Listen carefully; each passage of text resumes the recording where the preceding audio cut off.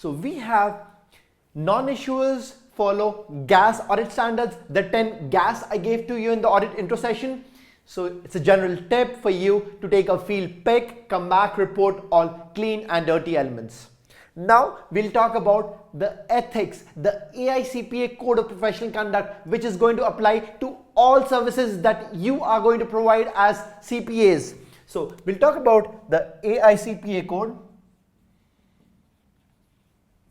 Guys, I know you're just waiting to become CPAs. You're just waiting to learn so much more about the AICPA code. And when you become CPAs, this will actually apply to all services that you would provide.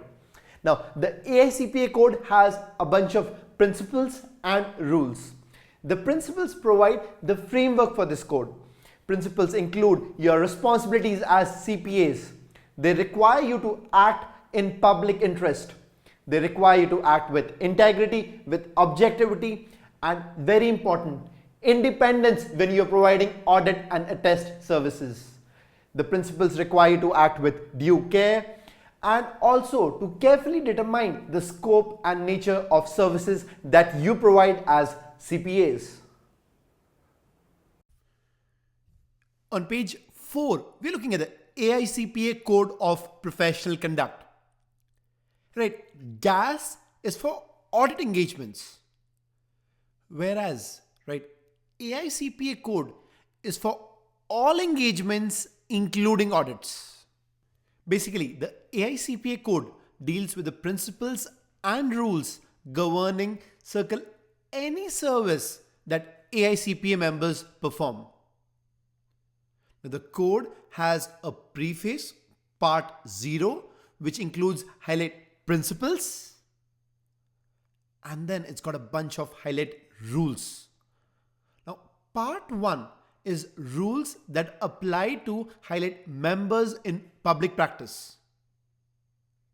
Part 2 is rules for highlight members in business. Part 3 is rules for highlight other members, including those retired or unemployed. Let's look at a few of the rules on the table that we have here. So when we talk about independence, that only applies to public accountants, members in public practice. So highlight the tick under part 1.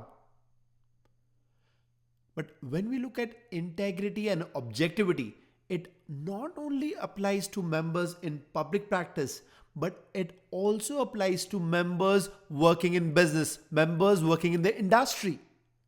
So for integrity and objectivity, highlight the tick under part 1 and part 2.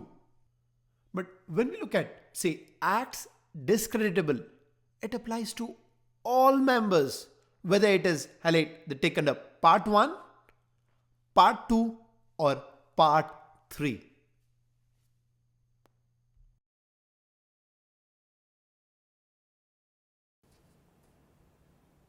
Now that we've seen the principles under the AICPA Code of Professional Conduct, let's now talk about rules. So you have the first rule, Rule 101, that's independence. Remember, we've already talked about independence in the eye of our general tip. So that's very important. That's about being neutral, acting with integrity, objectivity to ensure credibility. It's like, I don't like the client, I don't hate the client. That's independence. Now, if you remember, the first thing that we talked about under independence was you need to be independent both in fact and in appearance. So you had, let's say, owning 30,000 out of 100,000 shares. Remember that example? That's when your independence is impaired in fact.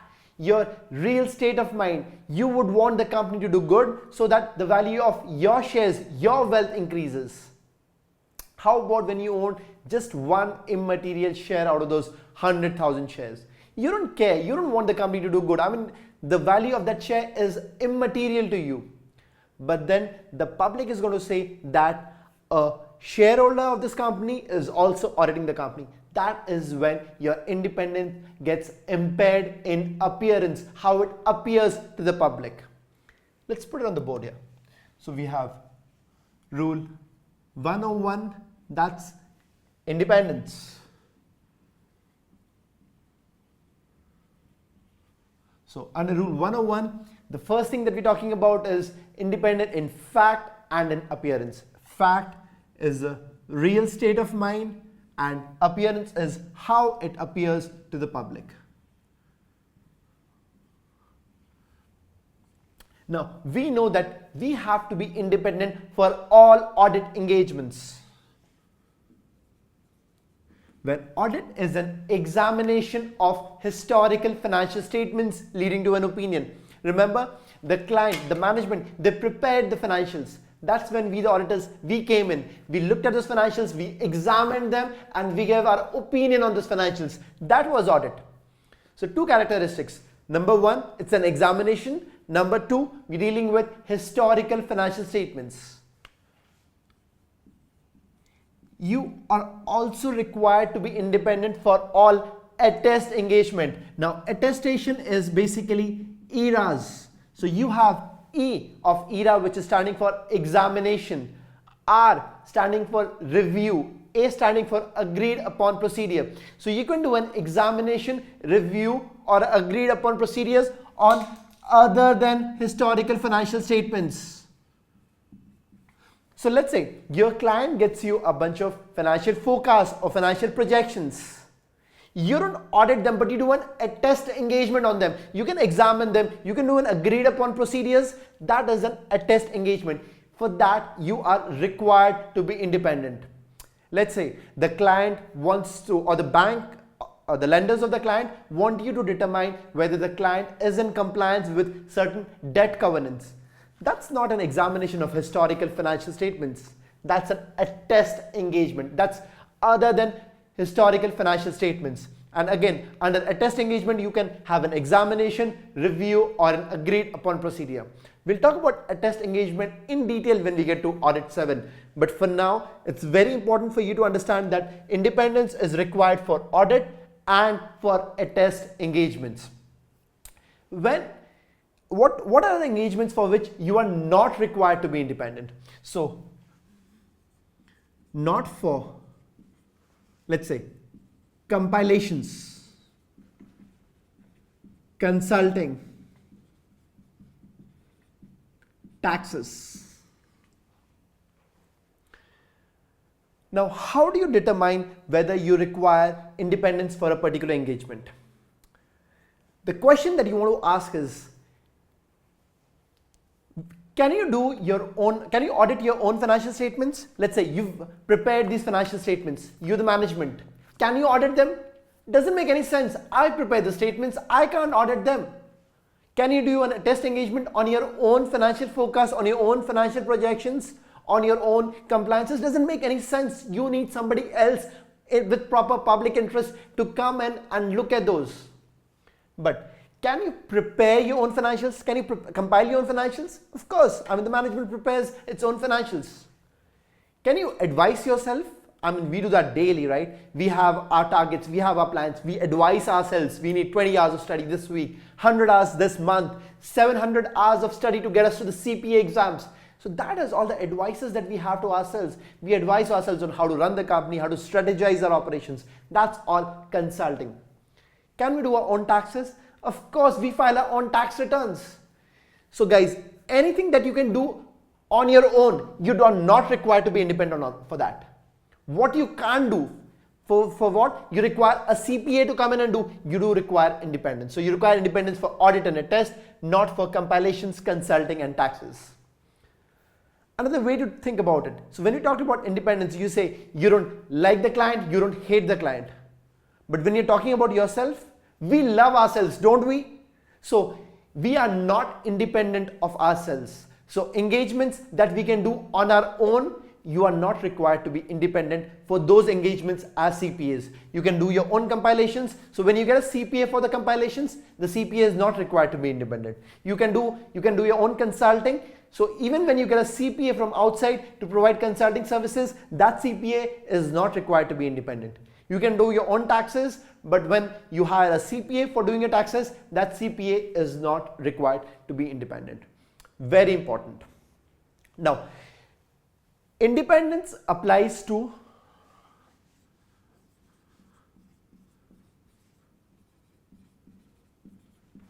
covered members, and their family. Now, what is covered members? This is very important. Let's look at an audit or an attest engagement. So the entire audit team comes under the definition of covered members. So the audit team not only includes the audit partner, it's got a few audit managers, you have a bunch of audit assistants. All those group of people, they are required to be independent under Rule 101. Covered member also includes all partners in the CPA firm office. So you have, let's say, one of the big four doing the audit. So you have Ernst & Young doing the audit for Walmart. So the office of Ernst & Young, which is doing this audit, all the partners in that office are also covered members who are required to be independent. The CPA firm, that's Ernst & Young, even the firm is required to be independent. All partners, managers in the firm providing non-attest services are required to be independent. So let's say there are certain partners, let's say doing some tax returns for Walmart. Even those partners and managers are required to be independent. Basically, covered member includes anyone who can influence the engagement. So if you can influence the engagement and you're there representing a part of the CPA firm, you are required to be independent. Once again, so that's the audit team, that's a covered member. All partners in the CPA firm office, that's covered member. The CPA firm, that's covered. All the partner managers providing more than 10 hours of non-attest services, they are covered members. Basically, once again, anyone who can influence the engagement comes under the definition of covered members. Now, we are not only looking at the covered members, we are also looking at their immediate families. Immediate family is the spouse of the covered member and dependents. We might also talk about close relatives. Now, for immediate families, all the restrictions that apply to covered members apply. For close relatives, that's, let's say, your parent, your sibling, your non-dependent child, your child who's grown up now, who's earning on his own, that's close relative. Now, there are certain restrictions for independence which also applies to close relatives. But for immediate family, that's your spouse and dependents, all restrictions that apply to covered members also apply to immediate family.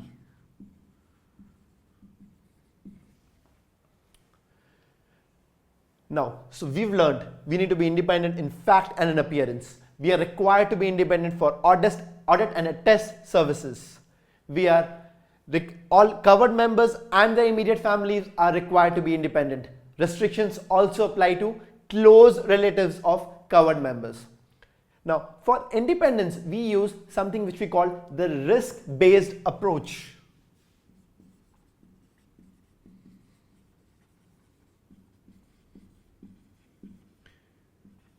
Where you look at the threats which are risks.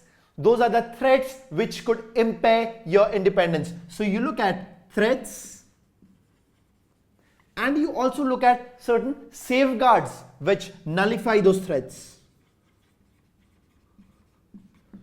So guys, we'll talk about threats.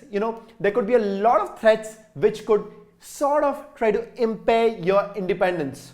It could be a financial self-interest threat. Let's say you own a stake in the company. That's a financial self-interest threat. You would want the company to do good so that your wealth increases. There could be familiarity threat. So you know the CEO too well. You've been playing golf for the last 25 years. Or let's say your spouse is there at the client. That's all familiarity threat. You know the client too well. So well that it impairs your independence. It could be an undue influence threat. Let's say, the client, the management, he is one of your major clients. I mean, he is your only source of income. If the client goes away, you're doomed. That's an undue influence threat. The client can use certain pressures on you and make you sign on something that's not true. Adverse interest threat. Remember, we said, I don't like the client, I don't hate the client. So if it's a financial self-interest threat, I like the client. If it's a familiarity threat, I like the client.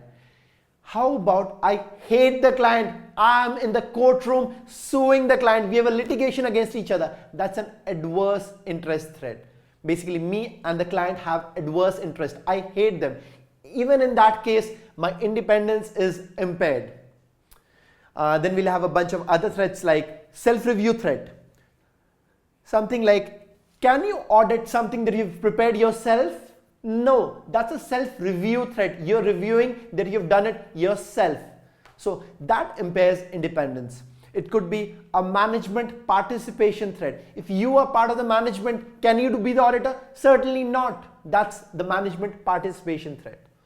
The last threat would be advocacy threat, where you are a client's advocate. Let's say you are in the business of promoting client securities. You love the client. You want the client to do good. Your independence is impaired. Now guys, I know this is a little complicated. I don't want you to remember all those threats like this, but I'll give you a few thumb rules which will help you remember them. So I'll give you a few thumb rules out here. And I'll give you just 4 rules. Rule number 1, you are not allowed to have any mutual or conflicting interest with the client. If you have, your independence is impaired.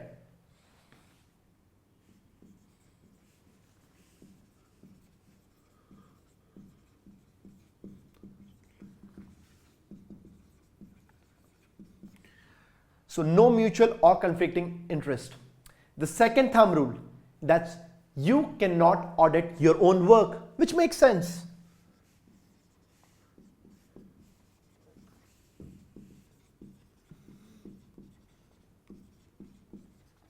Remember, we said very clearly, the management, they prepare the financials. We come in, we examine them, give our opinion on these financials.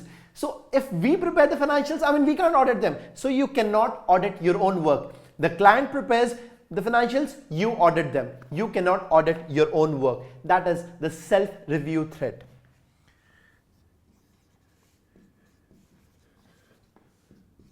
Can't act as management or employee. Can a CEO of a company audit the financials of his company? Certainly not. He would never say they're wrong. That's basically, he would want the financials, the numbers to look good. So he would audit on anything that looks good. He would sign on anything that looks good. So in that case, we say an auditor cannot act as a management or employee of the firm. And the last thumb rule, that is, you cannot be a client advocate.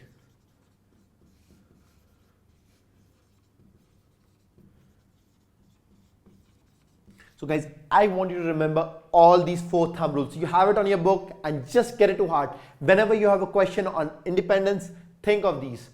No mutual or conflicting interest. So financial self-interest threat. You own a stake in the client. You have a mutual interest. Familiarity threat. You have a mutual interest. You are fighting with the client in a courtroom. That's a conflicting interest with the client. So all these impair your independence. You've prepared the financials. You can't go out and audit them. That's a self-review threat. You cannot act as management or employee. That's a management participation threat. You cannot be a client advocate. That's an advocacy threat.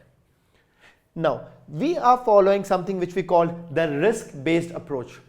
So whenever there is a threat, you look at, are there any safeguards which nullify those threats? What could be examples of such safeguards?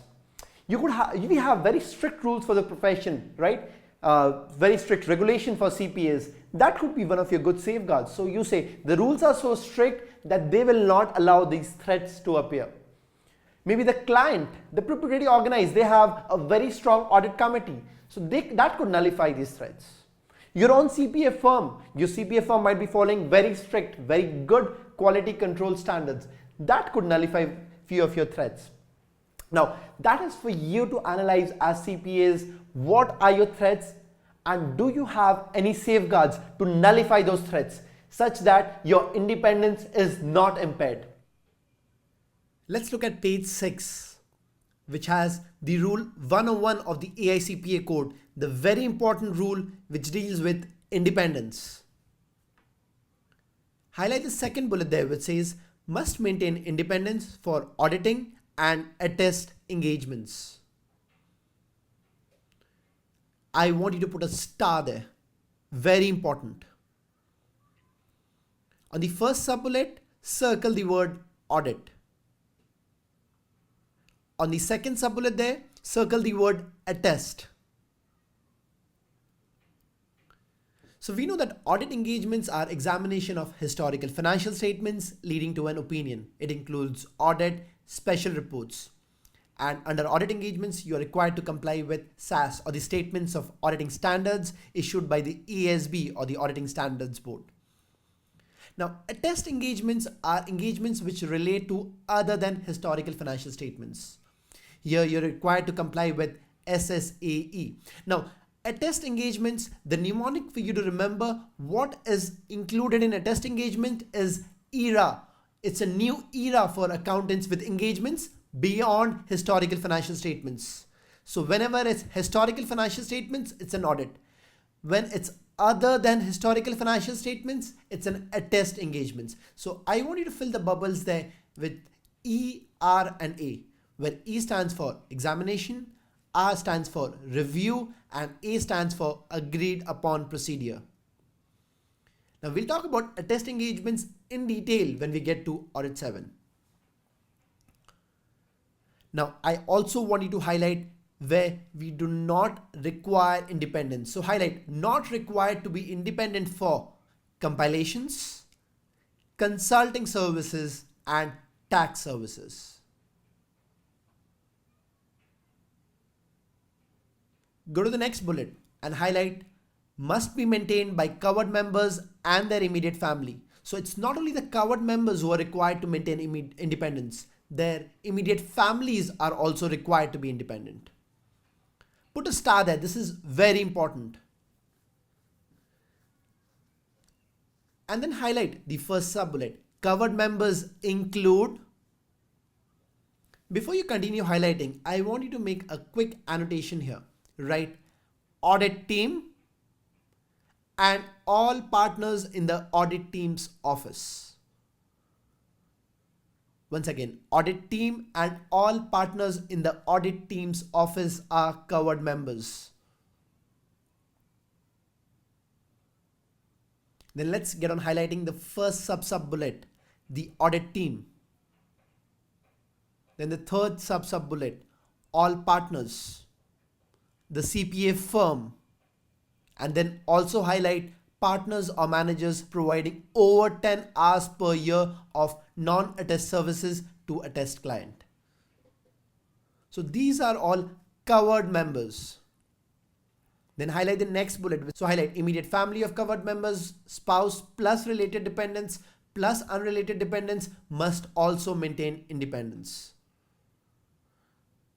Next bullet, highlight close relatives of covered members, which include parent, sibling, or non-dependent child, also have certain restrictions.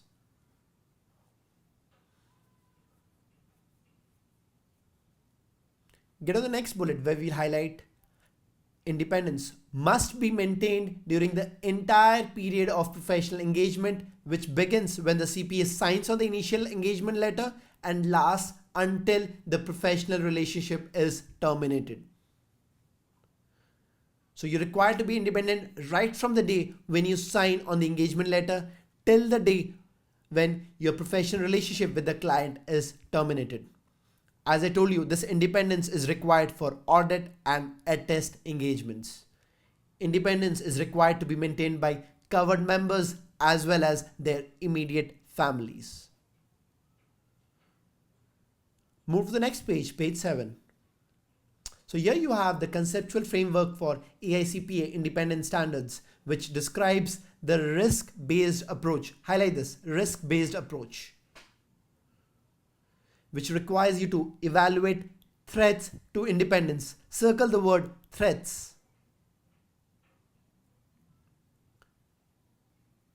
Under threats to independence, I want you to highlight financial self-interest. So financial self-interest threat is basically when you have a financial interest in your client. You own stock of the client. That's a financial self-interest threat. Next one, highlight familiarity.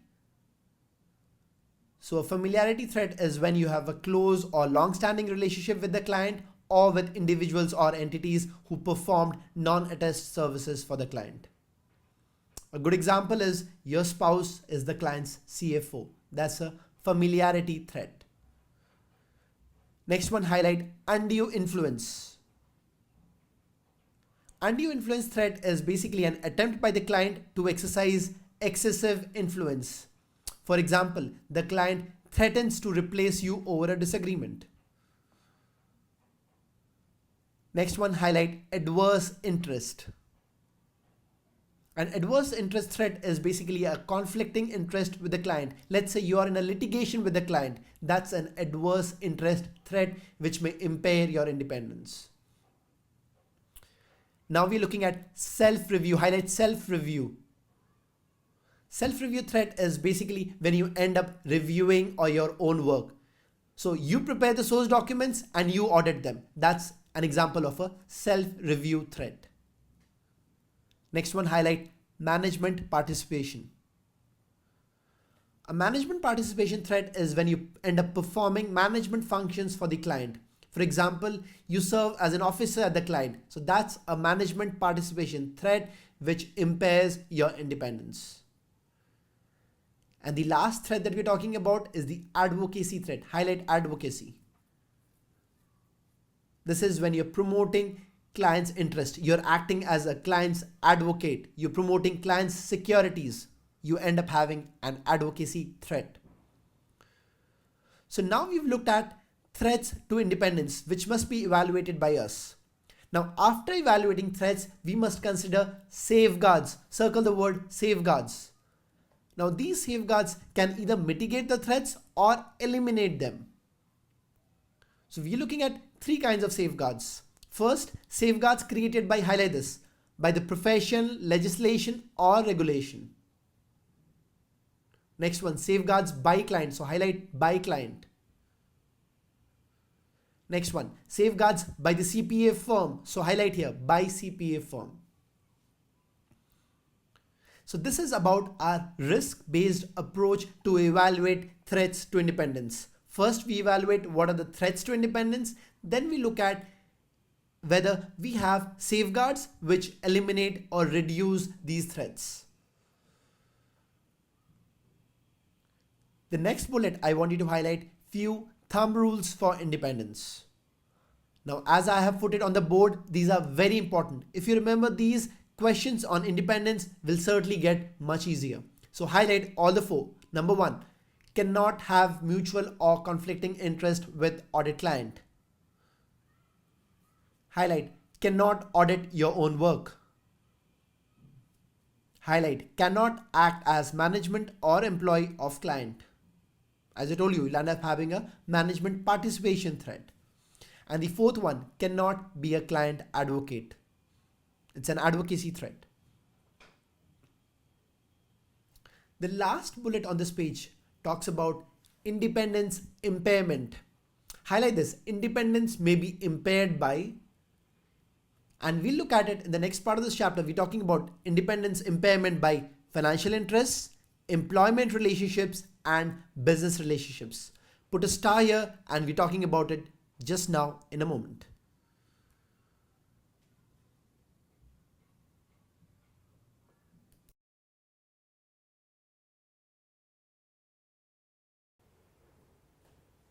Now we'll talk about impairment of independence. That's circumstances when your independence is impaired, or in other words, you're no longer independent. Now we'll divide it into three classifications where your independence may get impaired. First is financial interests. Second, employment relationships. And third, business relationships. Now guys, impairment of independence is very important. You need to make sure that if you are providing audit or attest services, your independence does not get impaired, because once you lose independence, you can no longer provide audit or attest services. So we'll talk slowly about this and we'll go into a little bit of detail. So we are talking about impairment of independence. Very important topic. So first classification, as I told you, is financial interests.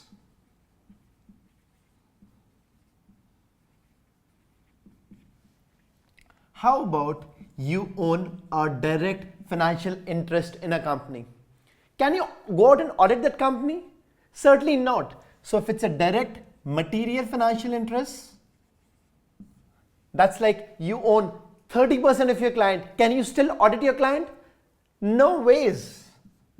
Because you are no longer independent, you're no longer neutral, you will be biased. You would want the company to do good so that the value of your shares increase. How about when you own an immaterial stake? So let's say you own just one share, immaterial share out of 100,000 shares of the client outstanding. Are you still biased? Maybe not. But what the public is going to think? The public is going to think that a shareholder in the company is also auditing the company. In this case, your independence is impaired in appearance. Here, in case of a direct material stake, your independence was impaired in fact, real state of mind.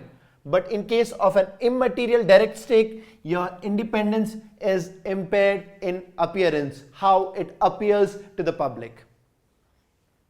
Let's talk about an indirect financial interest. So let's say you own units in a mutual fund which invests in your client. If it's material, you have a lot of investments in the mutual fund and the mutual fund has a major investment in the client. How about that? In that case, sort of indirectly, you own a lot of stake. You might just be biased. You might want the client to do good so that the value of the client shares go up, then the value of the mutual fund units would go up and your wealth would increase. So indirect material financial interest impairs your independence. How about if this indirect financial interest is immaterial? That may just pass as okay. That may not impair your independence. So guys, once again, direct financial interest not allowed. Whether it's material or immaterial, it impairs your independence. If it's an indirect financial interest, if it's material, not allowed. If it's immaterial, that may pass as okay. Now, as I told you, the rules for financial interest, whether it's direct or indirect, apply to both covered members and their immediate families. Immediate family is your spouse and dependents. How about close relatives? So close relatives are your parents, your siblings, your non-dependent children, children who've grown up now. If they have a direct or indirect material interest, even then your independence is impaired. But if a close relative has a direct immaterial financial interest, that's still okay. So guys, for the covered member and the immediate family, you have direct material or immaterial not allowed, indirect material not allowed. If it's a close relative, direct material or indirect material not allowed. Close relative also. But a close relative may still have a direct immaterial financial interest. Guys, very important. Independence is the most important topic that we have currently. So now let's look at another level of financial interest. Let's look at loans. If you have a loans from or to client, that's again a financial interest which impairs independence. First, let's talk about what's okay, what loans are allowed.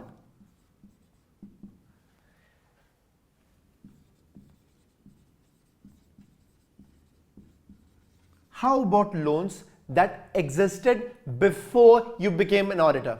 So those loans that were there, that you had taken maybe before you started up on an audit client relationship. Let's say you're auditing Bank of America and you already have a 10-year-old home loan that you have with the bank and you just entered into an audit relationship with the bank. Is your independence impaired? No, because your old loan, that's grandfathered now, that's history. So that's okay until and unless you change the terms. So after you become an auditor, the old loan should stand at the old terms, and they should be current. It should not be that you take advantage of your new relationship and you change the terms of the loan in your favor. That impairs independence. But if it's there at the old terms, it gets grandfathered. What's also okay is a fully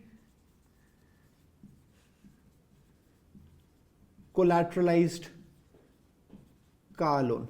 So let's say you buy a new car, and let's say you're still the auditor of Bank of America and you buy a new car.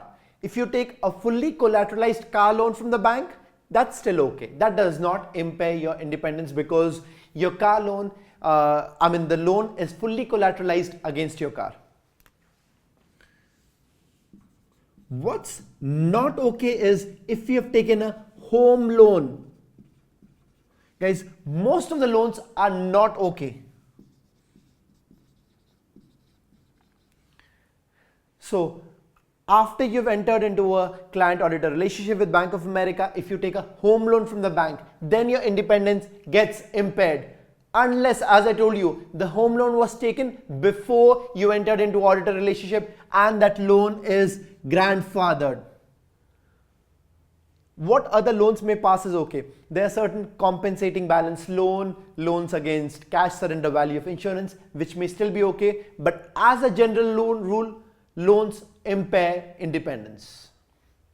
So we have direct financial interest impairing independence, indirect material financial interest impairing independence, loans impairing independence. How about gifts? So let's say you're doing a very good job as an auditor. The CEO of the client comes to you and he throws a key at you. You catch it. That's the key to a lovely red color convertible Ferrari lying outside. That's lovely. But just wait a minute. You are the auditor and you just got a lovely convertible Ferrari from your client. What would you do? Would you ever let that client, that CEO down?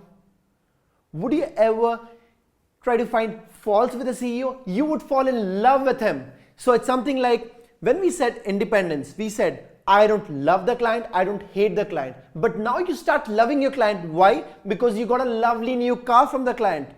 So guys, if it's a gift more than a token amount, that impairs your independence.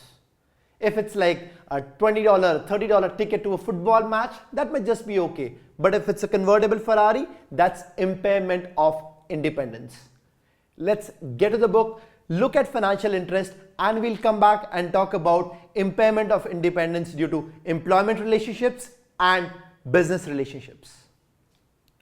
Let's look at page 8 where we're talking about independence impaired by financial interests and highlight financial interests. The first sub-bullet talks about material or immaterial direct financial interest. Highlight direct financial interest. The next sub-bullet talks about material indirect financial interest. Highlight indirect financial interest. And now I want you to draw a small chart on this page so that this concept of a direct or an indirect financial interest comes out to you when you're doing your review. Draw two rows, direct and indirect, and draw two columns, material and immaterial. So when it's a material direct interest, put a cross there. Material indirect, put another cross. Immaterial direct, not allowed, put a cross. However, put a tick for immaterial indirect financial interest because that is allowed. Now put a box around direct and indirect material financial interest and draw an arrow from that box to close relatives.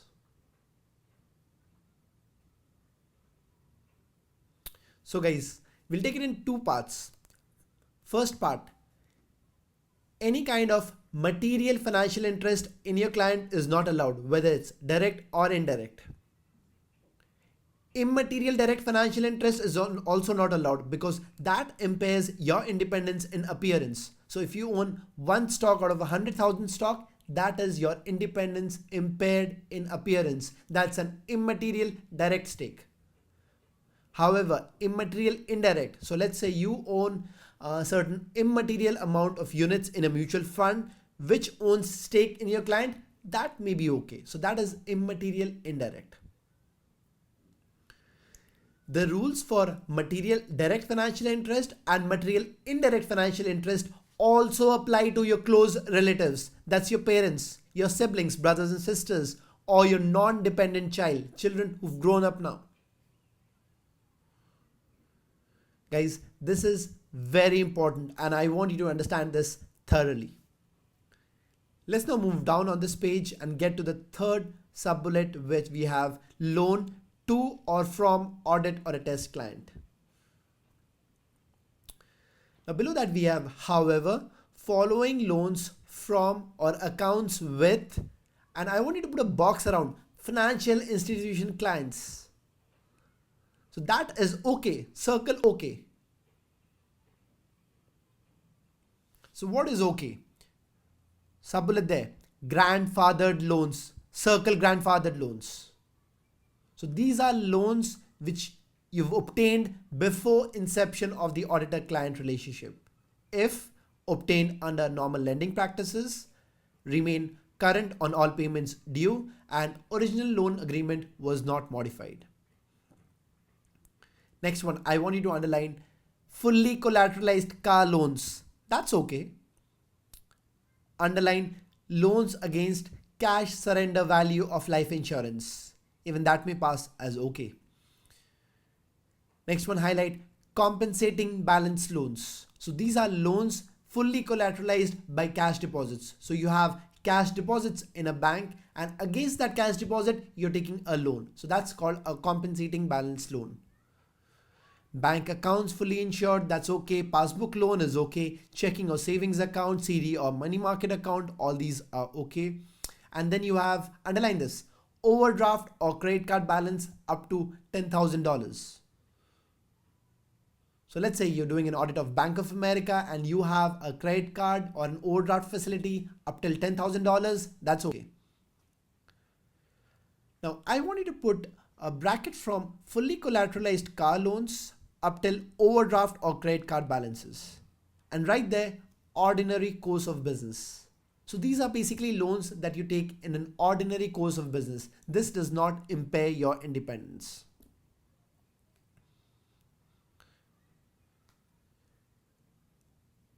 Next, I want you to highlight home loans and most other loans not okay, even when granted under normal business practices and even when fully collateralized, except by cash balances. Now again here, I want you to draw an arrow from this bullet to the bullet on grandfathered loans and write unless. Which means home loans, they're not okay. Most other loans, not okay. Unless such loans were obtained under normal lending practices prior to the inception of the auditor-client relationships, because loans then would become grandfathered. So if you took a home loan before the inception of the auditor-client relationship and which becomes grandfathered after you become an auditor, that may pass as okay. But if you've taken a home loan after becoming an auditor, this impairs your independence. So guys, home loans generally not okay unless they have been grandfathered. Fully collateralized car loans, that's ordinary course of business, that is okay, even after you've become the auditor. Last line on this page, highlight more than a token gift. So if you accept more than a token gift, you accept a convertible Ferrari, that impairs your independence.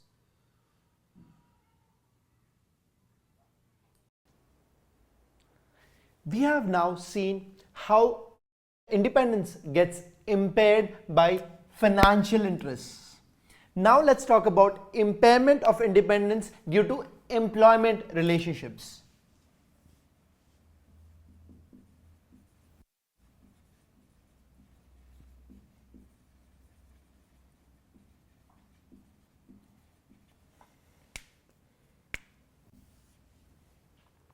So let's say you're working at the client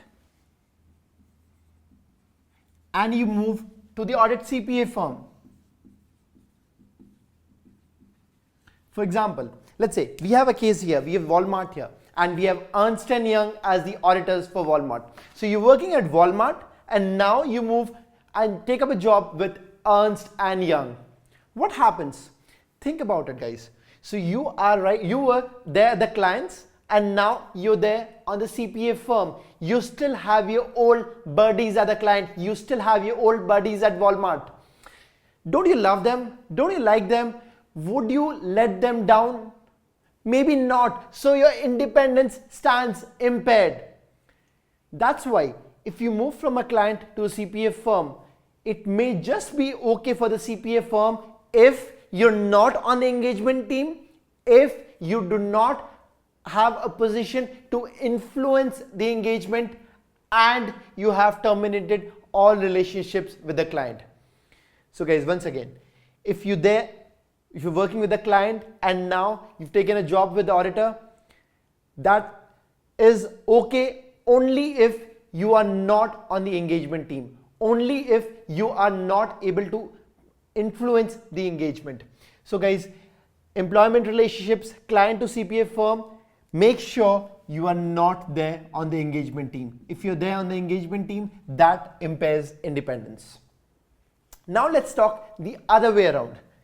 You're working at a CPA firm, you're a hard-working auditor, and you get an offer from the client. You don't accept it yet. You just get an offer. In that case, you must be removed from the engagement team. You can no longer be on the engagement team at the auditors and still discuss or negotiate an offer from the client. How about when you actually accept that offer? So you're working with the CPA firm, with the audit firm, and you actually accept the offer at the client for a key position. That could be an internal auditor, CFO, financial controller. Now guys, think about it.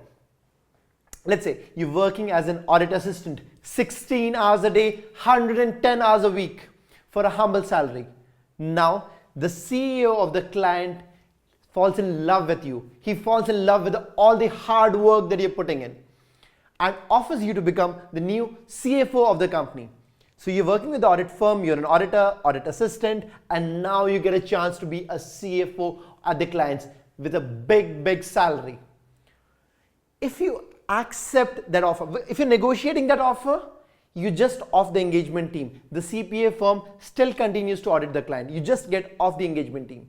But if you accept the offer, the CPA firm would lose the audit client for 1 full year. That's called the cooling off period.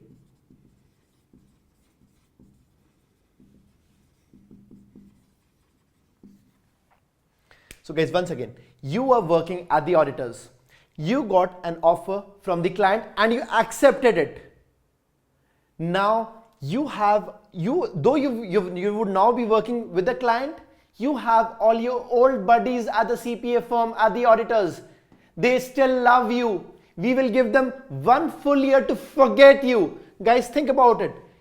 The auditors at the CPA firm would still love you. Though you have moved out from the audit firm and you've joined the client, the auditors like you, they love you. They need 1 year to cool off. They need 1 year to forget you. So basically, the CPA firm loses the audit client for 1 full year. I know what you guys are thinking here. I really can see that. So you guys are thinking that if you're working as an auditor with the CPA firm and you get an offer from the client, how about, instead of moving to the client, how about negotiating a good offer with the CPA firm? They would not want to let you go, and certainly they would not want you to go to the client and join them because they would lose the client for 1 full year. Amazing idea, guys. Just don't tell that you learned it from me. Okay, so guys, we've looked at employment relationships. We've looked at how employment relationships impair independence. When you move from the client, join the CPA firm. At the engagement team, the CPA firm's independence stands impaired.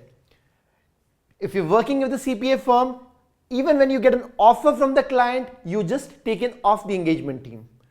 If you're working with a CPA firm and you actually go out and join the client at key position, if you're not able to negotiate a good salary out here and you join them, then these guys, the CPA firm, the auditors, lose this audit client for 1 full year. That's called the cooling off period. The last kind of employment relationship that we'll talk about is a family member at client.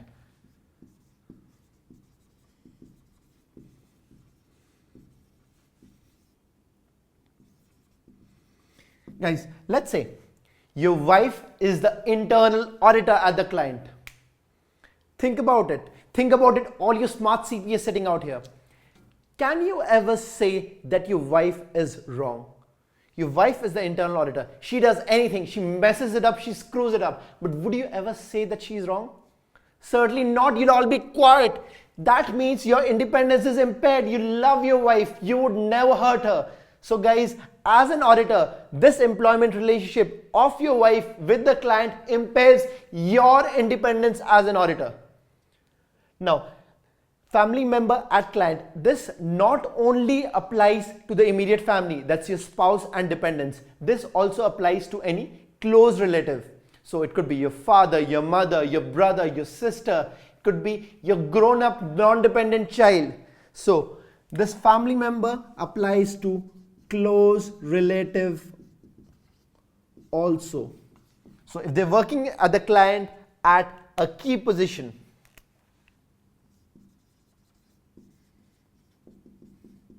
we're talking about key position in terms of financial reporting, internal auditor, CFO, financial controller, director of finance. That's all key position which results in impairment of your independence as an auditor.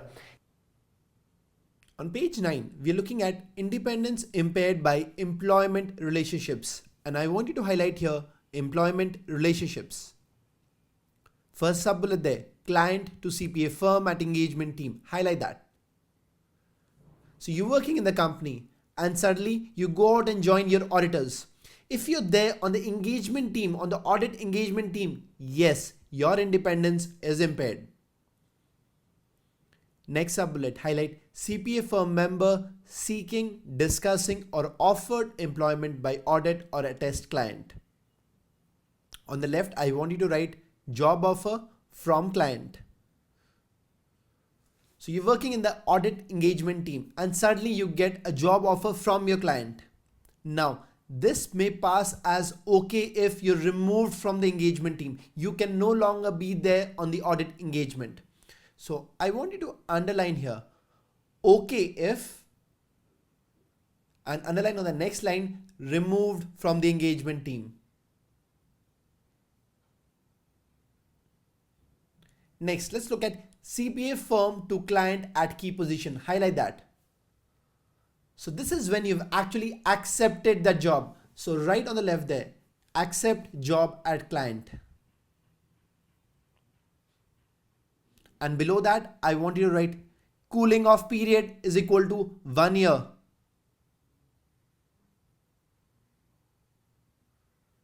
On the second sub-bullet below that, also highlight 1 year.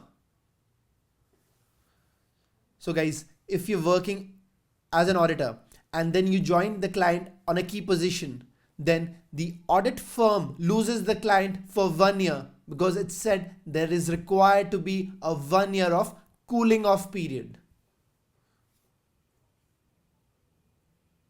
And the last point here, highlight CPA firm members immediate family or close relative is employed with client. And I want you to write here spouse at client.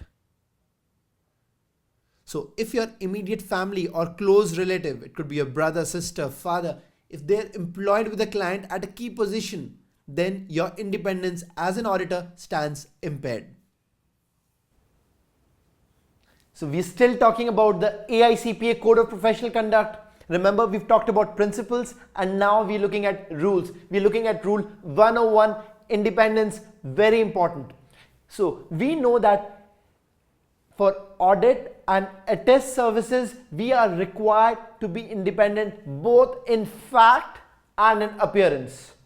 Independence is mandatory for covered members and their immediate families. A lot of rules relating to independence also apply to close relatives. Now we've seen the risk-based approach that we use for independence, where we look at the threats and safeguards which nullify those threats to independence. I've given you a bunch of thumb rules which I'm going to refer to again. Then we saw impairment of independence due to financial interests and employment relationships. Let's now look at impairment of independence due to business relationships. Let's get on the board there. So we have business relationships which may also impair independence.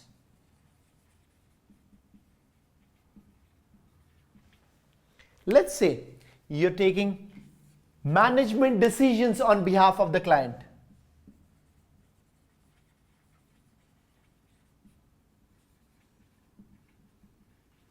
Is your independence impaired? I want you to remember the thumb rules I gave to you. Let's get on the board there. So you have 4 thumb rules that I gave to you for independence. It said no mutual or conflicting interest. So you cannot have a mutual interest nor a conflict of interest. That was the case when we looked at financial interests and employment relationships. A lot of mutual interest with the client or a conflicting interest with the client. We said you cannot audit your own work. We said you cannot act as management or employee. Guys, think about it. So as a CFO, as a CEO, you make these financials. How about you also audit these financials? That does not make any sense. That do not add any credibility to these financials. So that is exactly what's happening. The moment the auditor acts as a management or an employee, it's like signing on own financials. Doesn't make any sense. It is impairment of independence. So as management decisions, it could be acting as director, officer, employee. So all that is business relationships which impair independence.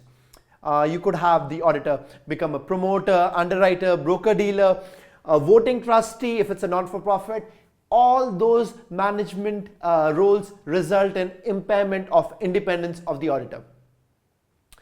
Now, okay, one more thing. Even if the auditor has a management role in one of client's trade associations. So there's a trade association of which the client is a member and the auditor holds a management position there. Even then the auditor's independence is impaired. Now let's look at non-attest services.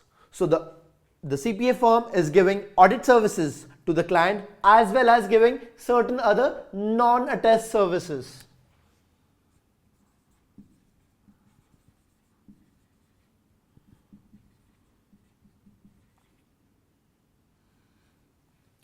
Let's talk about bookkeeping services.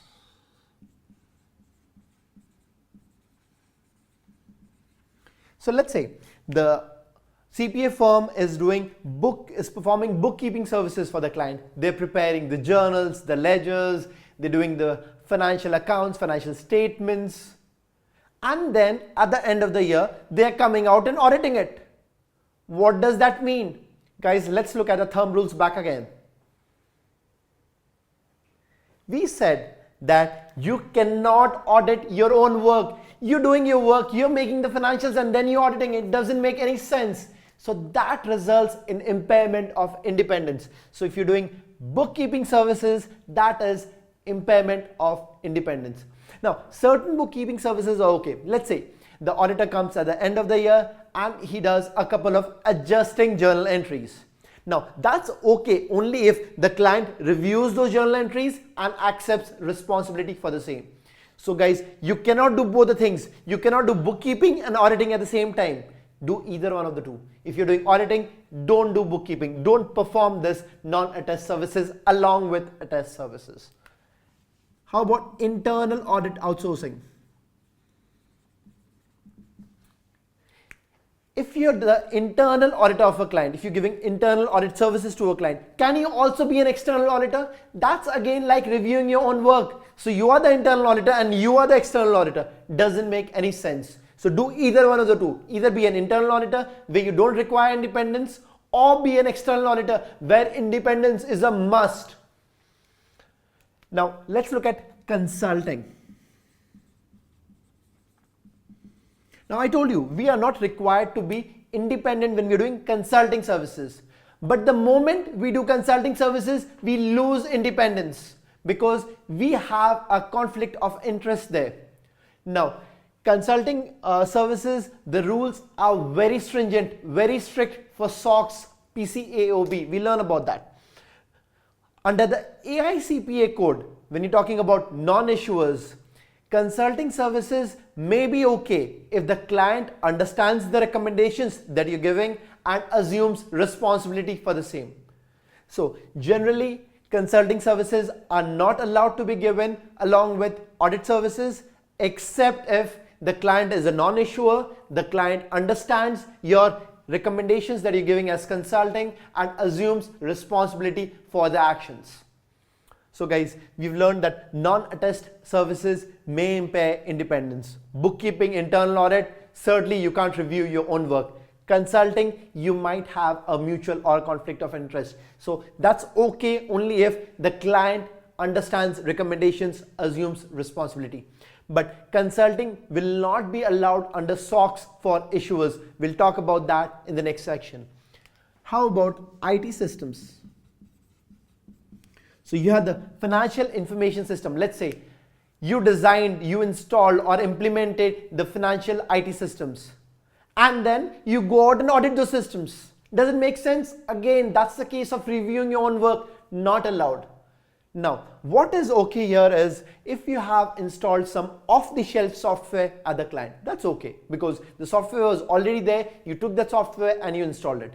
Pass is okay. But if you have designed, installed or implemented certain financial information system, that's a non-attest services.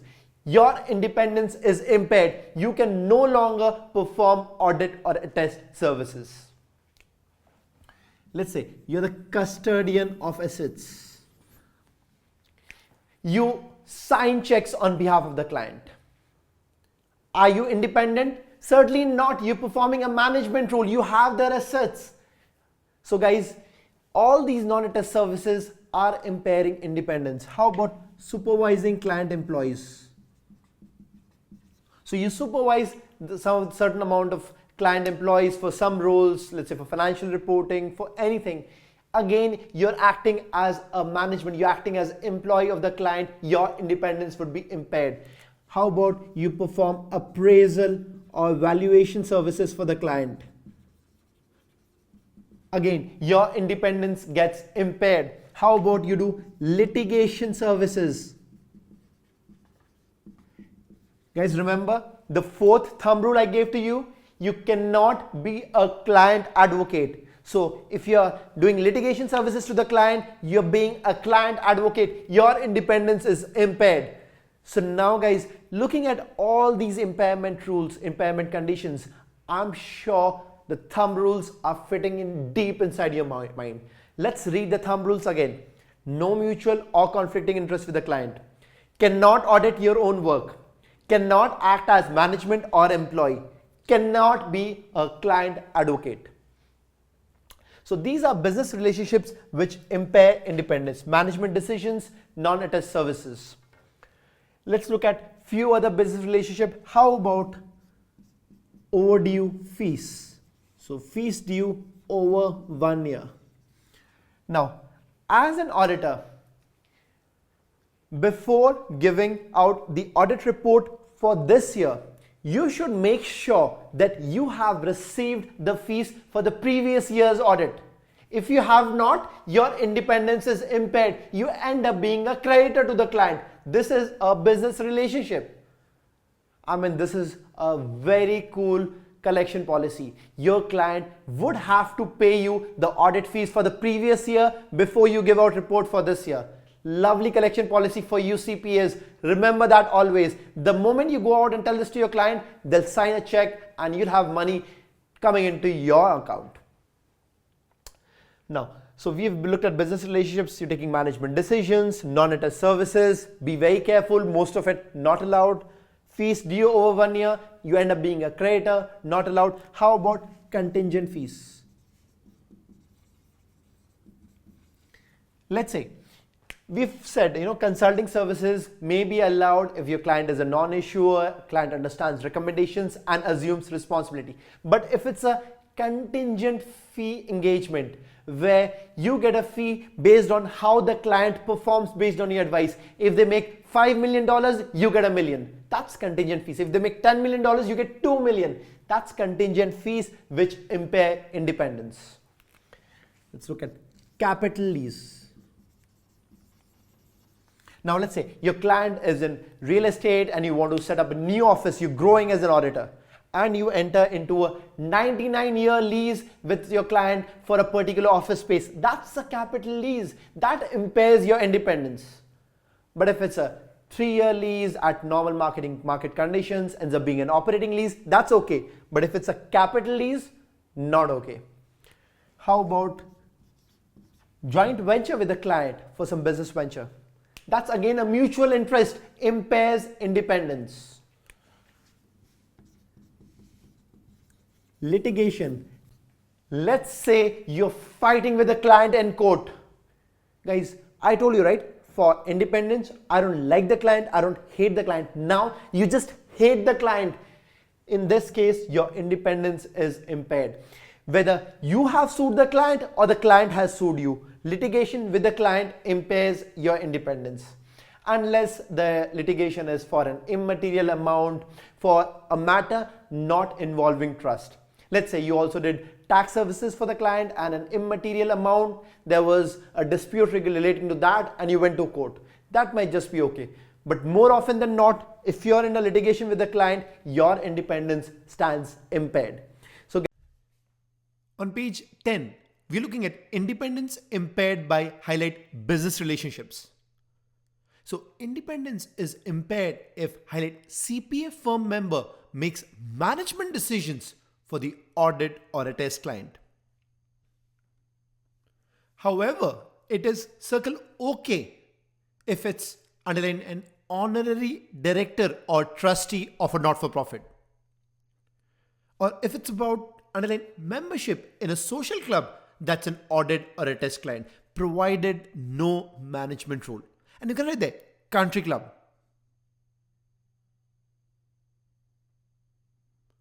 It's also okay to be underline a member in a trade association, that is an audit or a test client, again, provided no management role.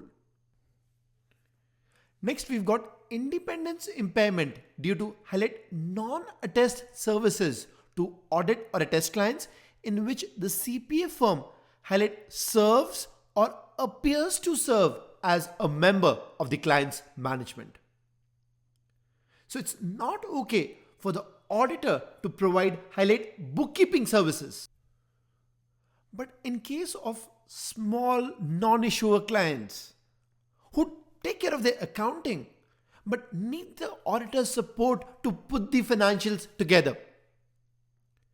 Now, in such cases, it is highlight okay for the auditor to extend some support, highlight only if client oversees or evaluates and accepts final responsibility. So it may be okay for the auditor to highlight post adjusting or correcting journal entries. For example, depreciation entries. Again, only if client reviews and understands effects of the entries on the financials. It may be okay for the auditor to highlight prepare financials based on info in the client's trial balance. The next non-attest service we have is highlight internal audit outsourcing. So you can't be an external auditor and an internal auditor, not allowed. Highlight consulting services. Again, for consulting services, it is highlight okay if the client understands recommendations and takes responsibility for implementation. Now note, consulting services along with audit or a test is not allowed for issuers as per SOX. But for non-issuers, an auditor could also provide consulting services, again, if the client understands recommendations and the client takes responsibility for implementation. Next, we got highlight financial information systems design, implementation, or integration. So you can't have the auditor design the financial information systems and then come back and do the audit. Not okay. However, what is highlight okay is installation of off-the-shelf software or creation of a chart of accounts or a financial statement format. The auditor cannot be highlight a custodian of assets. So let's say the auditor can't be signing the client's checks or can't be holding custody of client funds. The auditor cannot highlight supervise client employees. The auditor cannot be providing highlight appraisal, valuation, or actuarial services. Also, it's not okay for the auditor to provide highlight litigation or expert witness services. Move to page 11, where we have the auditor's independence, which would be impaired due to highlight professional fees overdue for over 1 year. Or if there is highlight a contingent fee arrangement or highlight capital lease with the client. Or if there's a cooperative arrangement, for example, highlight joint venture. And the last one that we have here is highlight actual or threatened litigation by either the audit client or CPA firm. Like highlight CPA firm sues or threatens to sue the client. For example, for alleged management fraud or deceit. Or highlight the client sues or threatens to sue the CPA firm, for example, for alleged deficiencies in the audit work. However, it may be highlighted okay if the lawsuit is for an immaterial amount, for matters not involving trust and unrelated to the audit or a test engagement. So for example, there's a dispute between the auditor or test client and the CPA firm for an immaterial amount of tax services fees. Now, such litigations are okay, but generally, actual or even threatened litigation by either the client or the CPA firm impairs the auditor's independence. So we've now looked at rule 101 of the AICPA Code of Professional Conduct. That was independence. Let's now look at the other rules. Let's get on the board there. So we're talking about rule 102. This is integrity and objectivity.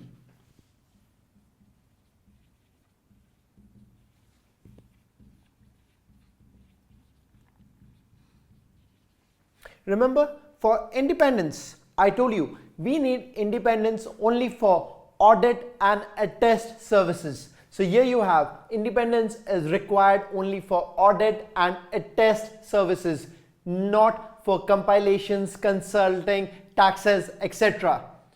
But as far as integrity and objectivity is concerned, that's required for all engagements, not only for audit and attest, also for compilations, consulting, taxes. Guys, any service that you perform as CPAs, you are required to have integrity and objectivity. So integrity and objectivity, this is for all services.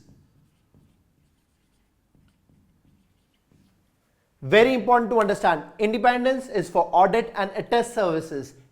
Integrity and objectivity, guys, that's our root, that's our bringing, that's why we are CPAs.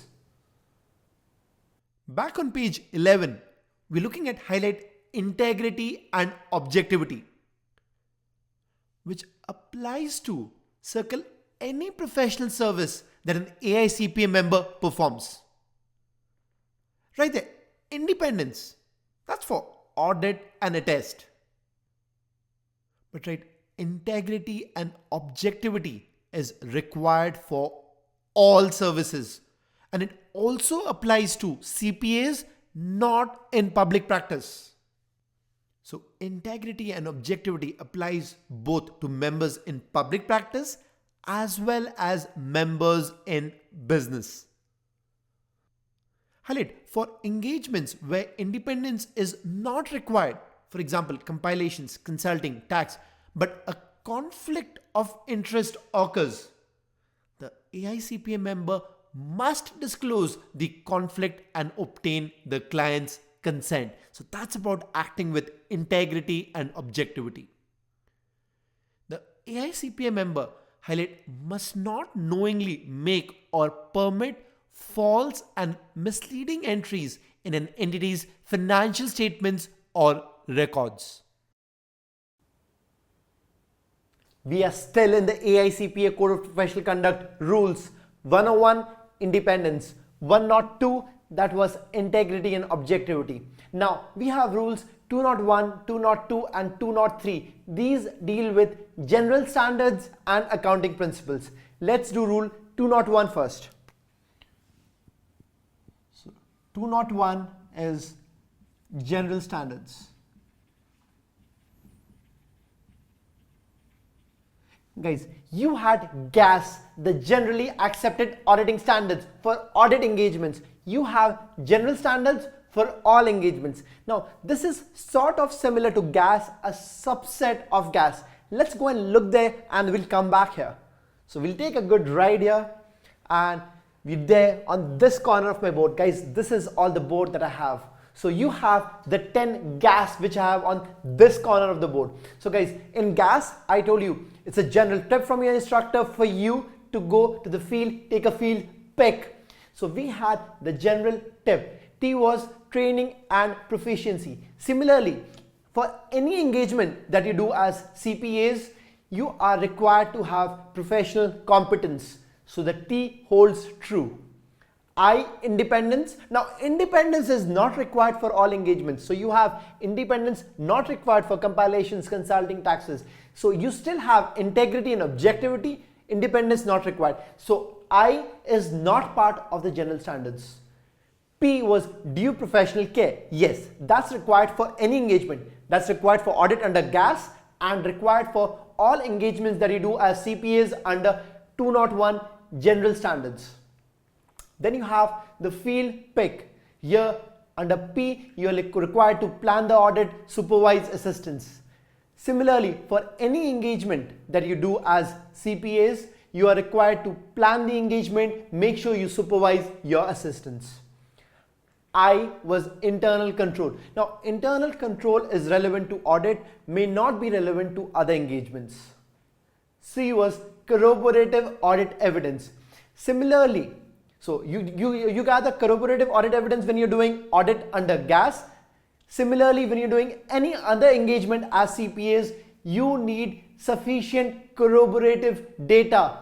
So guys, let's get back there and look at 201 general standards. So guys, you're seeing all my board here. So 201 general standards. So I told you, right, we have the general tip and the field pick.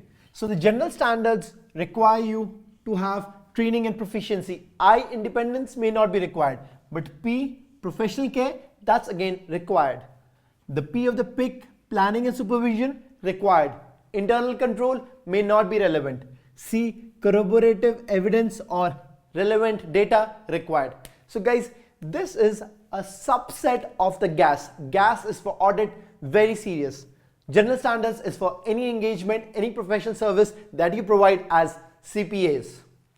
Now, let's look at the next rule under the AICPA Code of Professional Conduct 202, which is compliance with additional standards.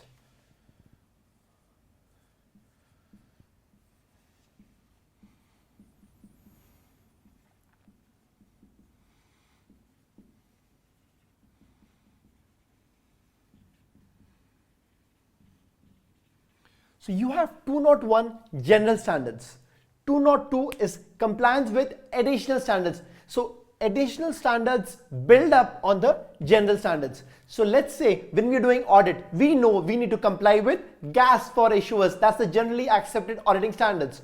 So in the context of these general standards, the GAS standards are additional standards.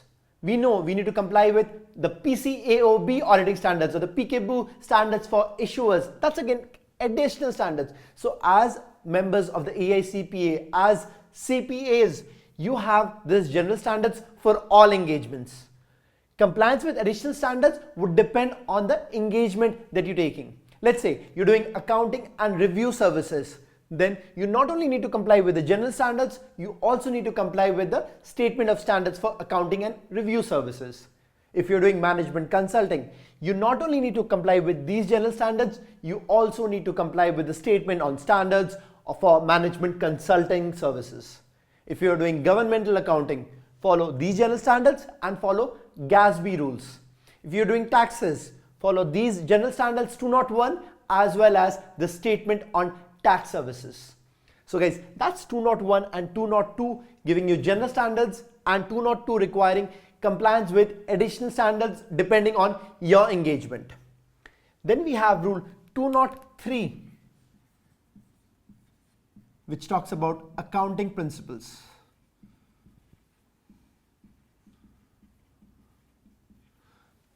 In this case here, your general rule is you follow GAAP. General rule, follow. So whenever you have an engagement dealing with financial statements, let's say you're doing a compilation engagement, you're preparing the accounts, you're preparing the financial statements, your rule as a CPA is you follow GAAP.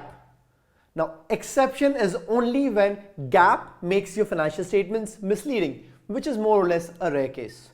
So guys, these are basically rules concerning with general standards, additional standards and accounting principles. Pretty much related. And now let's see this on the book. On page 12, we're looking at general standards and accounting principles. Highlight general standards which apply to members in public practice as well as members in business. Right there, the general tip and the field pick. Circle the T and the P of tip and the P and C of pick.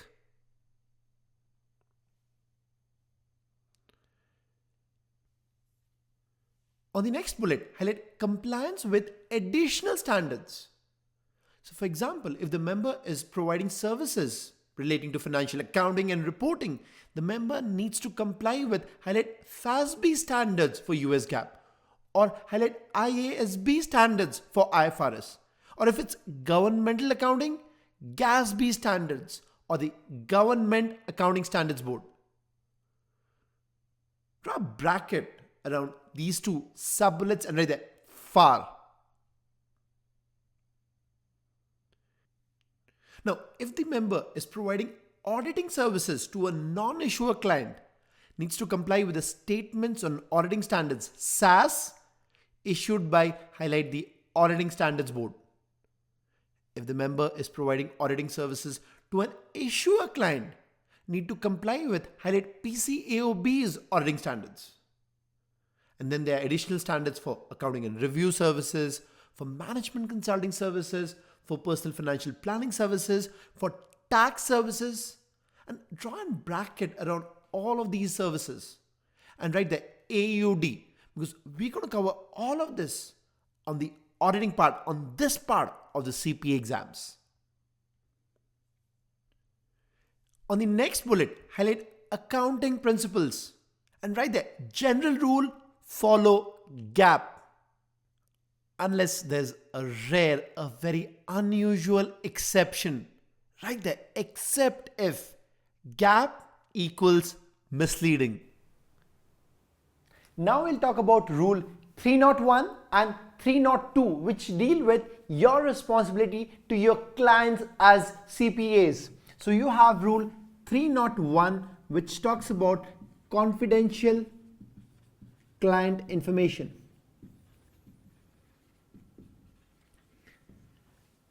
Now, as part of any engagement, any services that you provide to your clients, you prepare certain work papers. Now, those work papers are your property as CPAs. But then again, even though you own the work papers, you are supposed to keep them confidential. You cannot show them to anyone without the client's consent. Now, there are certain exceptions where you can show out these work papers without asking the client. And I have a mnemonic for that on your book, and I call it the iris scan. So you have to do an iris check.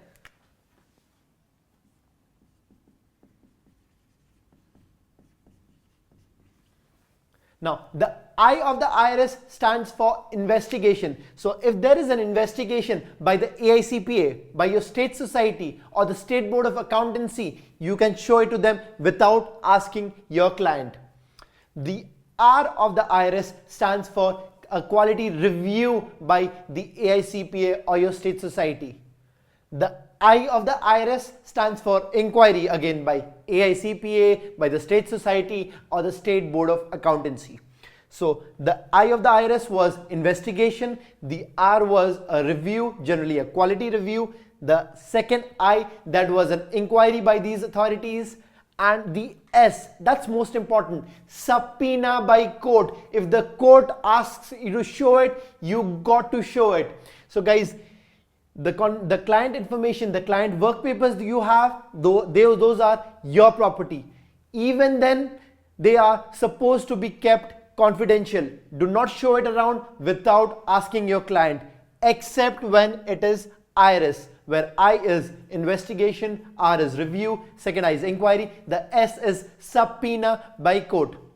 Now, I want you to understand the difference between privileged information and confidential information. So when it's an attorney-client relationship, that's privileged. That means if you do a crime and you go and tell your lawyer that I have done this, the lawyer cannot go to court and announce that you've done the crime. You know, that's why you call those people paid liars. I'm just joking. So you have a client-attorney relationship, that's privileged. But when it's an auditor-client relationship, that is confidential, not privileged. So if there is something wrong that a CPA finds and he is subpoenaed by the court, the S of the iris, he can go to court and tell that the client has done something wrong. So again guys, the information for CPAs, for auditors, it's confidential, not privileged. For attorneys, it's privileged. So that's rule 301, that you are supposed to keep your client information confidential except in very few cases. Then you have rule 302 for contingent fees. Just think about a case. You have a client, a very smart client, and who gives you an offer? He says, I'll give you $1 million if you give me an unqualified opinion on my financials. It's an audit engagement. I would give you only $10,000 if you give a qualified opinion. And I'll just pay you $10 if you give an adverse opinion. Guys, think about it. You get $1 million if it's unqualified. You get only $10,000 if it's qualified. And you get literally nothing. You get pennies if it's adverse. Should this be allowed? Guys, contingent fees. First thing, a contingent fee impairs your independence. We have it here. So you have contingent fees impairing independence. Next, even in engagements where independence is not required, where it's a compilation, tax or consulting, contingent fees are generally not allowed. So as CPAs, you are not allowed to take contingent fee engagements, except when you are representing your client in a tax court or in front of the IRS. So when you are representing your client in any court or in front of the IRS, you may go for a contingent fee contract where basically you would save your client's money there and you get a portion of what you save. That is okay. But as a general rule, contingent fee engagements are not allowed. And always remember that contingent fee impair your independence. So you have contingent fee is a sort of business relationship which impairs independence. So let's look at the book and we'll come back with another bunch of rules to complete this part of the board. On page 13, we are now looking at rules 301 and 302, which are your responsibilities to your clients. Highlight rule 301, confidential client information. Highlight, shall not disclose any confidential client information outside of the CPA firm without specific consent of the client. Let's read, includes work papers or audit documentation created by the CPA during the course of the audit. Now we know that work papers created by us, that's our property, that's the CPA's property, but even then it's confidential. We cannot show it out without the client's consent. Now there are certain exceptions to this rule, and the next bullet talks about exceptions when no client consent is needed. It says, remember that CPAs need to do an iris scan before showing confidential audit documentation to outsiders, and I want you to fill the bubbles there, IRIS. The first I of the iris, that stands for investigation. Highlight that. So if it's an investigation by AICPA, State CPA Society, or the State Board of Accountancy, you can show out confidential client information without asking the client. The R, that's a review. Highlight there, quality review. The I, that's an inquiry. So if it's an inquiry, again by the AICPA, State CPA Society, or the State Board of Accountancy. The S of the iris, that's most important. That's subpoena. Highlight that. So if it's a subpoena from the court, you may show confidential client information even without the client's permission. Guys, let's make it a little more clear here. I want you to write towards the bottom there. CPA client is equal to confidential. So a CPA client relationship is a confidential based relationship where the documentation from the client is confidential. Whereas right there, attorney client, that's privileged. So guys, in case of an attorney client relationship, even if attorney gets a subpoena from a court, he is not allowed to show confidential client information. Whereas that is not the case with CPAs and auditors. So that's why we say CPA client relationship, that's confidential, not privileged.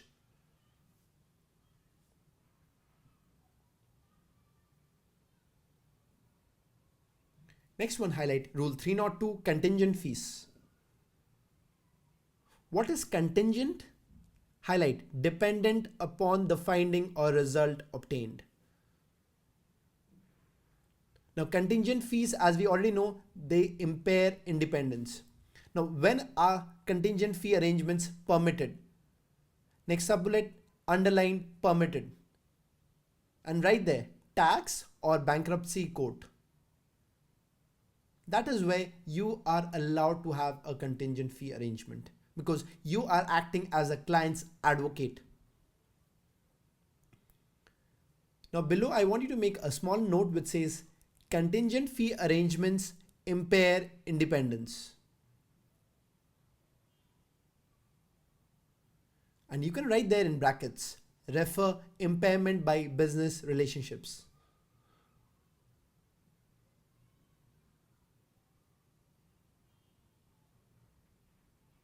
So if you remember, when we talked about impairment by business relationships, we had contingent fees as one of the reasons for impairment. We had rule 301 and 302 dealing with your responsibilities as CPAs to your clients. Now we have a bunch of 500 series rules which deal with other responsibilities and practices. So you have rule 501, which talks about discreditable acts.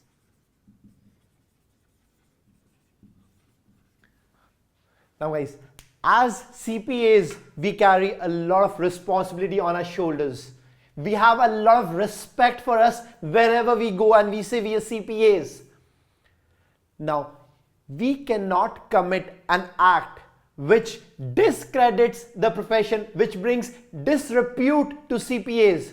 So guys, you need to be very careful. Now, they have a listing of certain acts which are classified as discreditable. Something like you do not return records to the client even after the client makes demand. Guys, let's say you are on a professional engagement and the client has not paid his fees in full, but still demands his records back. Even in such cases, you are not allowed to hold those records hostage to recover your unpaid fees.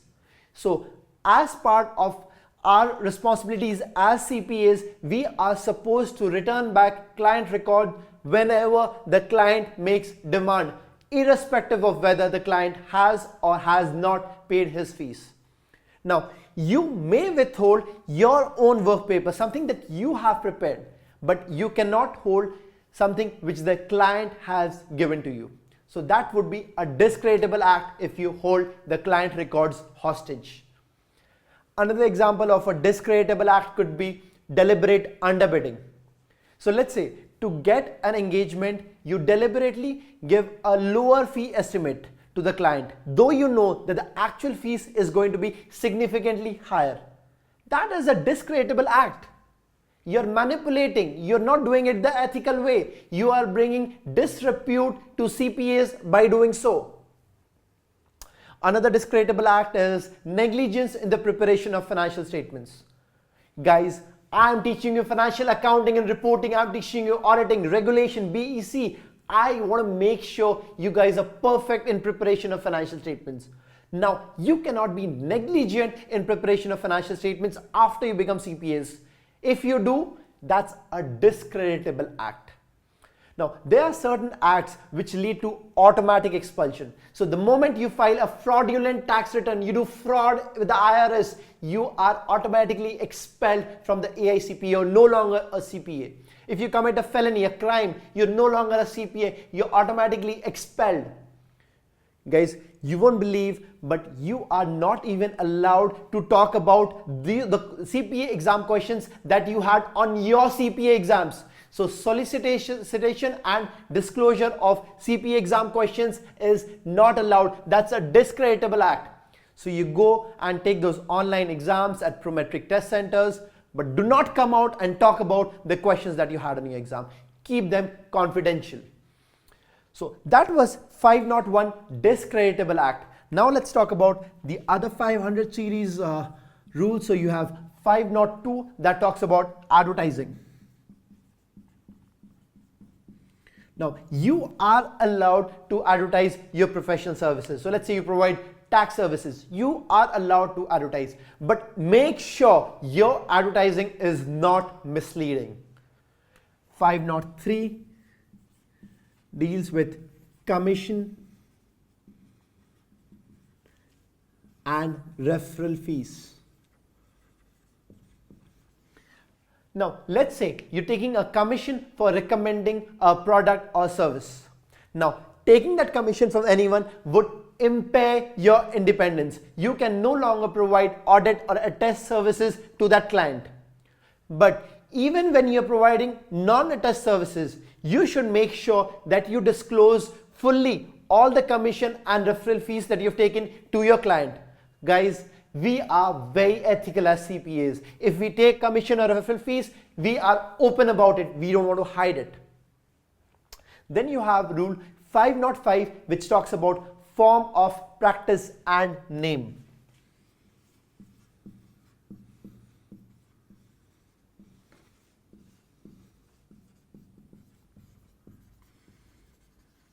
So this rule says that you are not allowed to use misleading firm names. Now, you are certainly allowed to use the name of past partners. So you have Ernst and Young. So you have Ernst and Young, who were past partners of the Ernst and Young CPA firm. You have Deloitte and Touche. So you had Deloitte, you had Touche, PricewaterhouseCoopers. So you had all these big firms using the names of past partners. That's okay, but make sure you are not using a misleading firm name. Now, if you say you're a CPA firm, make sure that majority of your members are CPAs. You're majority owned by CPAs. Now, you are allowed to use the CPA title in private industry as long as it does not create an impression that you are independent. So you're working with a client, let's say you're working with a company, you saying that you're a CPA. That does not mean you're independent. You're no longer independent auditors. You're working in the industry. So it should not create a perception of independence. And you can use the CPA title after you clear your exams and you become CPAs. You can use your CPA title on your business cards as long as the title and the employer's name is also mentioned. So you have my business card out here. So I say I'm Varun Jain CPA. At the same time, I use my title, that's the National Instructor, and I mentioned my company name, Miles CPA Review. So guys, I can use the CPA on my business card as long as I have my title and my company name. That's required. So that comes under form of practice and name. These are rules, guys. These are the AICPA Code of Professional Conduct. Make sure you adhere to these. Then you have rule 591, which talks about ethical rulings.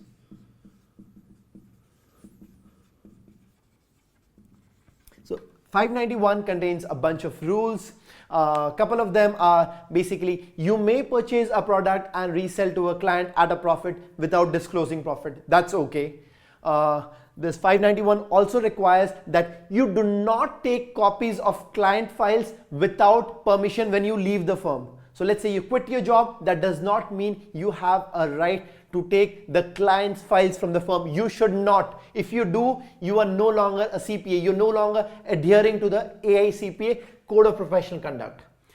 So guys, again, as I told you, the 500 rules deal with other responsibilities that you have.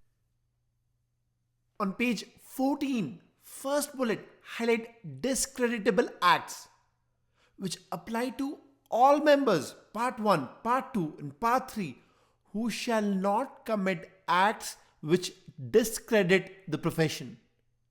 For example, highlight violation of anti-discrimination laws, including sexual and other forms of harassment. Highlight tax return not timely filed for self or own firm if the member has authority to file, or payroll, other taxes collected on behalf of others but not timely remitted. So that's a discreditable act. Next, highlight negligence in preparation of financial statements or records which are materially false and misleading.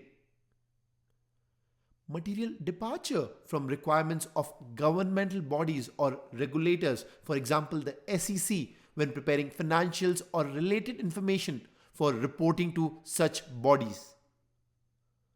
Non-compliance with governmental auditing standards and requirements in addition to gas in governmental audits. Or non-compliance with requirements of government regulators regarding inclusion of indemnification and liability clause in contracts.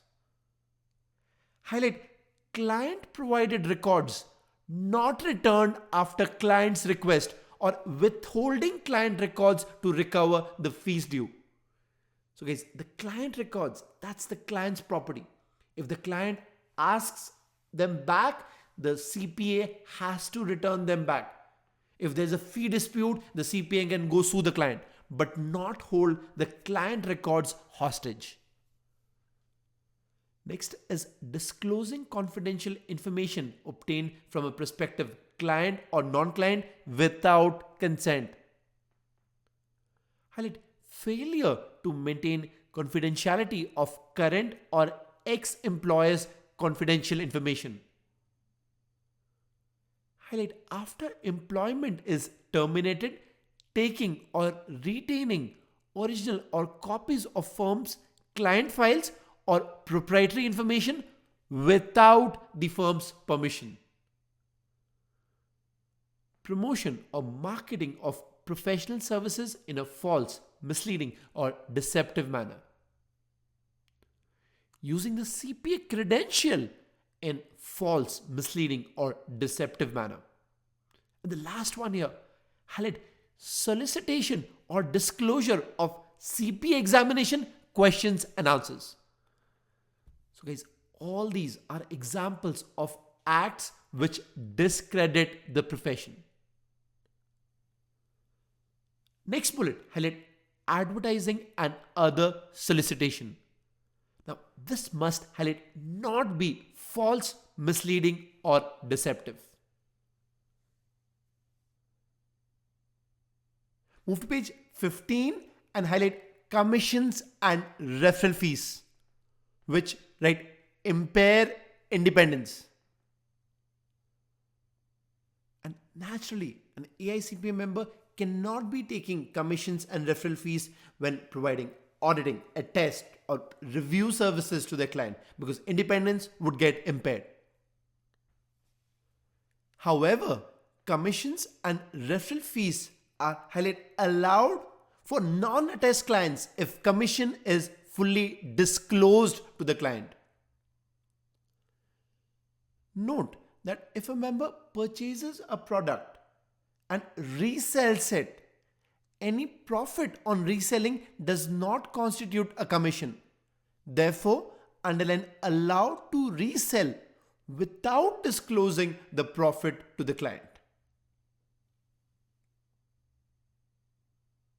Next, we're looking at highlight form of practice and name. And highlight use of misleading firm names not allowed. So you can't be starting a CPA firm tomorrow and call yourself Deloitte. That's misleading, not allowed. Next, you got ownership of CPA firms. CPA firms means greater than 50% or majority CPAs.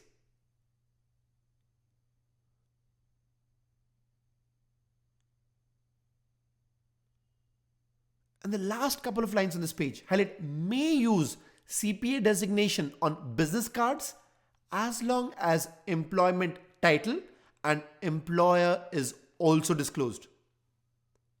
So on my business cards, I am Varun Jain, CPA. My employment title, National Instructor. And my employer is Miles CPA Review. So under the AICPA Code of Professional Conduct, we've talked about principles and rules. Now, you have certain standards and responsibilities even when you're providing non-attest services, that is non-audit, non-attest services. So you have standards for non-attest services.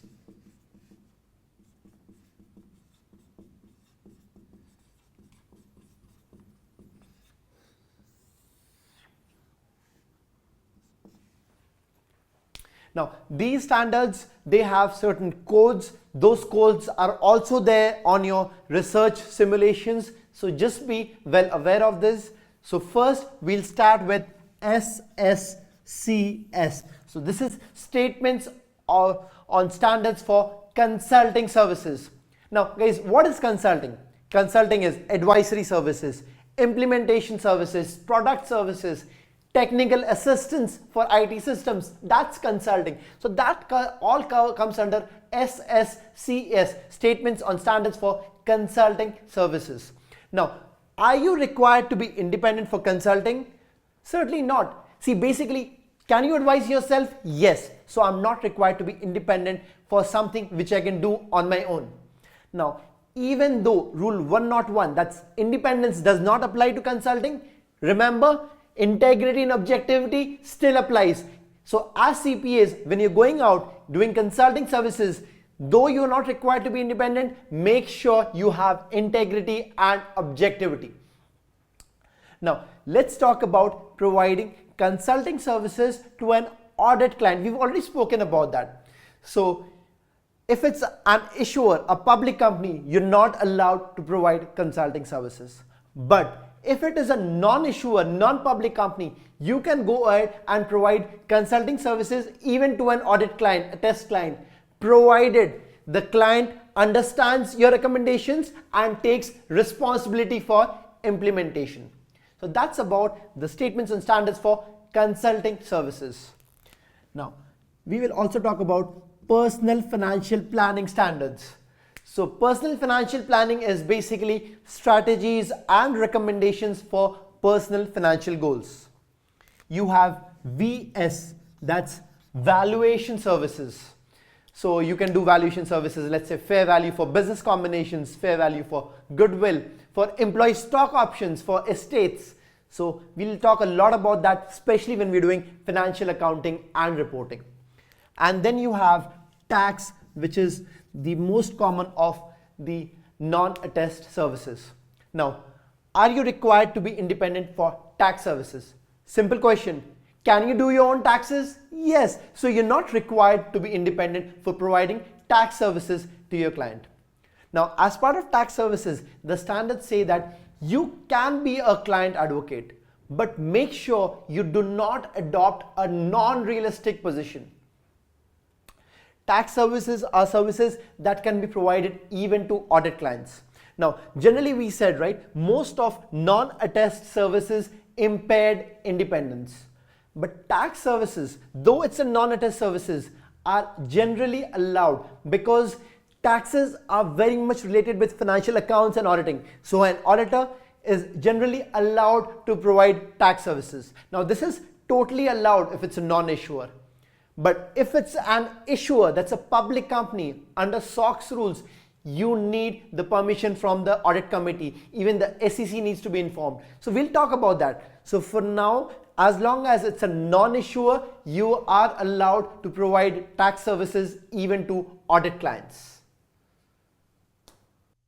On page 16, we're looking at standards for non-attest services by CPAs. The first one, highlight statements on standards for consulting services.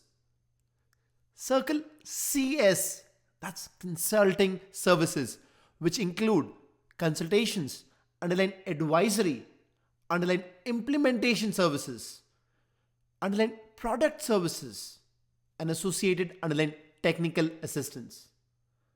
Now for consulting services, the CPA need not be independent, but still needs to highlight act with integrity and objectivity. Now for consulting engagements, the understanding with the client could be underline written, circle or underline oral.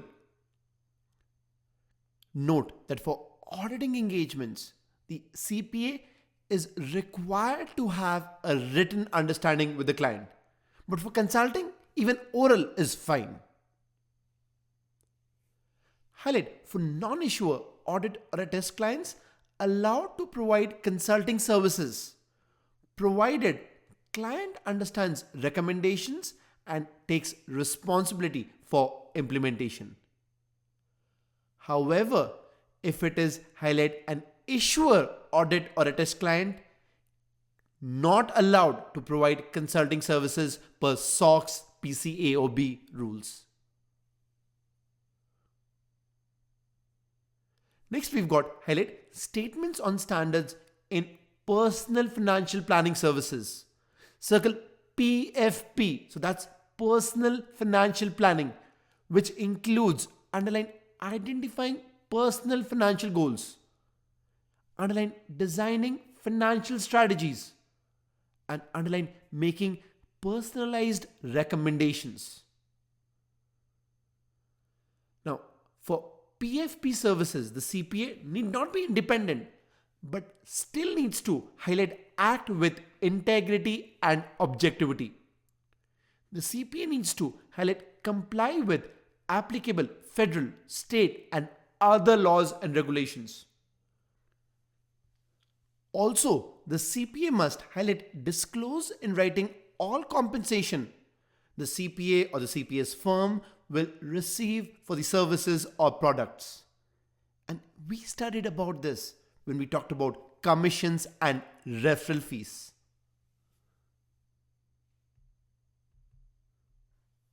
Moving to page 17, highlight statements of standards for valuation services, where the CPA is hired to underline estimate value of businesses, ownership interests, securities, or intangibles. Now, CPA need not be independent for providing valuation services, but needs to highlight act with integrity and objectivity. Next, we've got highlight statements on standards for tax services. Again, the CPA highlight need not be independent. The CPA can be highlight a client advocate, but do not adopt a non-realistic position. Now, as far as fee arrangements for tax services is concerned, right, contingent fees is okay for tax courts, but not for tax return preparation services. Now, talking about tax services to highlight non-issuer audit or test clients. So, CPA is highlight allowed to provide tax services along with the audit. However, if it is an highlight issuer audit or a test client, then the CPA is allowed to provide tax services to that audit client if pre-approved by the audit committee and disclosed to the SEC pursuant to SOX or PCAOB rules. However, highlight may not provide tax services related to confidential or aggressive tax transactions. Also, may not provide highlight tax services to corporate officers of the client and their immediate family members. So guys, for non-issuers, a CPA can provide auditing and tax services to the same client. Perfectly fine. For issuers, again, the CPA firm along with audit can provide tax services if it's pre-approved by the audit committee and it's disclosed to the SEC. But there are a couple of restrictions here. Number one, because it's an audit client, the CPA firm cannot provide tax services which relate to confidential or aggressive tax transactions. Also, the CPA audit firm may provide tax services to the issuer entity, but cannot provide tax services to the corporate officers of that issuer, let's say the CEO or the CFO.